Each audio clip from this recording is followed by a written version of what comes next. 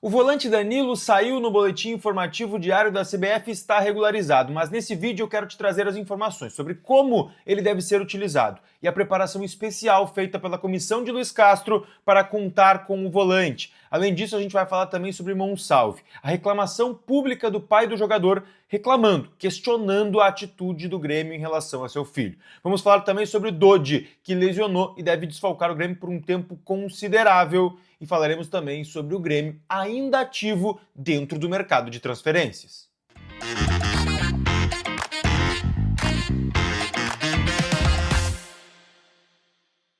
Fala, gurizada, tudo bem? Eduardo Picão com vocês mais uma vez aqui no canal. E antes de qualquer coisa, deixa teu like, te inscreve, ativa as notificações. Esse é um vídeo recheado de assuntos, então faz a mão aí pra gente que ajuda muito a gente a continuar criando conteúdo aqui dentro do YouTube, tá? Gente, quero começar com um assunto importante, porque conversando com algumas pessoas do Grêmio, eu sei que muita gente pergunta, pô, como é que vai ser o Grêmio na janela? Já contratou, enfim, já terminou. O Grêmio já tinha, inclusive, colocado publicamente que estava encerrada a janela de transferências, mas não, tá?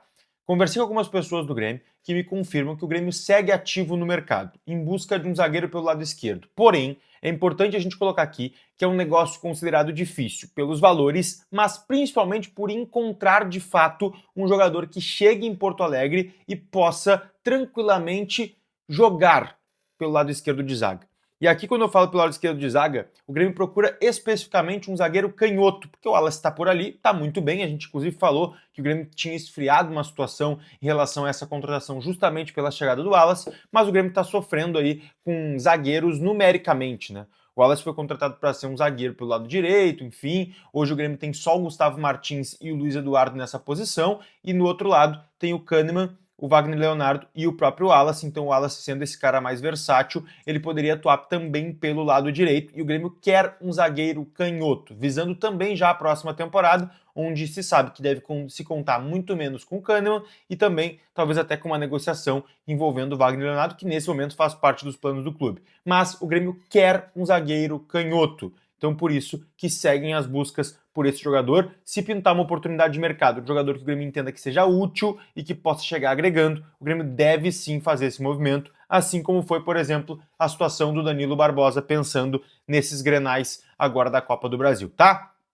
Vamos para o próximo assunto, porque o pai do Monsalve se manifestou hoje em uma nota oficial que foi enviada ao GE, enfim, e também publicada pelo próprio pai do jogador, a respeito da atitude do Grêmio do afastamento do seu filho, tá? É uma nota grande, mas eu vou resumir aqui para vocês. Ele basicamente fala que a situação, a atitude do Grêmio em relação ao Monsalve foi uma má administração do problema que o filho dele está tendo nos bastidores. Primeiro que ele desmente informações em relação ao Monsalve sobre mau comportamento, sobre não se dedicar, sobre estar fazendo qualquer tipo de corpo mole. Ele fala que o filho dele é muito dedicado, que ele conhece a rotina do filho, que ele trabalha com personal fora do Grêmio, tem tratamento psicológico, tudo isso que a gente sabe que muitos jogadores procuram. Então ele fala sobre a dedicação do filho dele, confessa não, mas admite que teve oscilações técnicas, como todo garoto,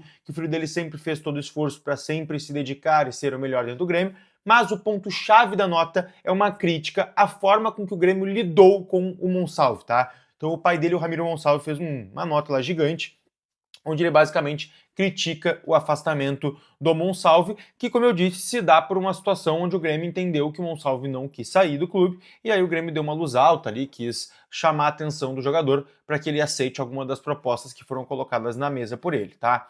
Eu até vi o vídeo do Bruno Soares sobre isso e eu concordo com o que ele disse, tá? É uma maneira do Grêmio tentar forçar a saída, mas a gente sabe que quando o jogador força a saída, a gente não gosta quando é com o Grêmio. Então, ao contrário, também não acho assim da melhor forma possível. Acho que o Monsalve não agregou, teve oportunidade e não conseguiu corresponder, mas tem outras formas de fazer isso. Não estou questionando aqui o que o Grêmio fez, acho que se é uma alternativa. Só acho que quando é ao contrário com o clube, esse tipo de atitude de um jogador fazer corpo mole para sair, alguma situação para ser mandado embora, ou liberado para algum clube, a gente sabe que a gente acaba não gostando, né? Enfim, assunto encerrado na questão Monsalve. Quero falar com vocês também a respeito de Danilo Barbosa, que saiu no bid hoje, já pode jogar pelo Grêmio. Mas eu não quero tratar exatamente dessa parte legal do Danilo Barbosa. Eu quero falar com vocês a respeito do planejamento do Grêmio para esse jogador, tá? O Grêmio quer contar com o Danilo Barbosa já nos clássicos grenais, inclusive podendo ser titular, tá? Porém, para isso, o Grêmio faz uma atividade física forte com o jogador, ele que não atua desde o dia 23 de maio, antes da Copa do Mundo, um tempo parado gigantesco, estava na segunda divisão do futebol saudita, e o Grêmio tem uma extrema confiança nesse jogador, tá? Pô, foi colocado para mim, jogador alto, versátil, liderança de vestiário, com 2 títulos de Libertadores, passou por Europa, um jogador muito elogiado internamente. Ainda numa idade boa, 30 anos, então o Grêmio faz todo o esforço para colocar ele em ritmo de jogo e ele deve ganhar minutos contra o Bragantino, então foi comemorado internamente ele ter saído no bid a tempo desse jogo, porque deve ganhar minutos contra o Bragantino, visando já poder ser titular no Clássico Grenal. É certo que ele vai ser titular? Não, mas o Grêmio quer poder contar com ele, o Luiz Castro quer poder contar com o Danilo Barbosa já no primeiro Grenal no estádio Beira-Rio, então o Grêmio faz todo o esforço possível para poder contar com esse jogador. E aí eu vou para um outro ponto que também vai ter relação com isso, que é a perda de mais um atleta de meio campo.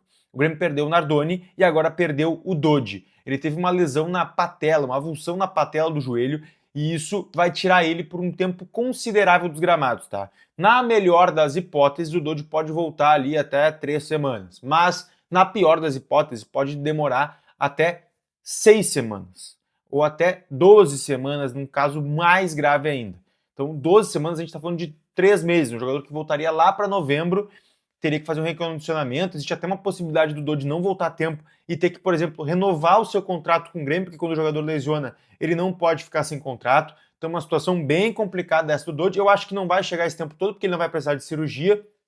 Às vezes precisa, às vezes não. Como foi um grau leve, né, que o Grêmio coloca na nota oficial da lesão do Dodi, creio que não vai precisar, não vai ser esse tempo todo e não deve correr risco de uma renovação. Mas é bom a gente ficar de olho nessa situação. O Grêmio lamenta a perda do Dodi por ser um jogador que vinha jogando, mas também por esta condição de quantidade de meio-campistas para essa sequência pesada que o Grêmio vai ter contra Bragantino, Inter, Chapecoense e depois Inter de novo. Então, existe sim uma lamentação em relação ao Dodi neste sentido, tá? A gente segue atualizando tudo o tricolor por aqui. Eu quero que tu deixe teu like, teu comentário aqui embaixo, tá? Sempre ajuda muito. Beijo!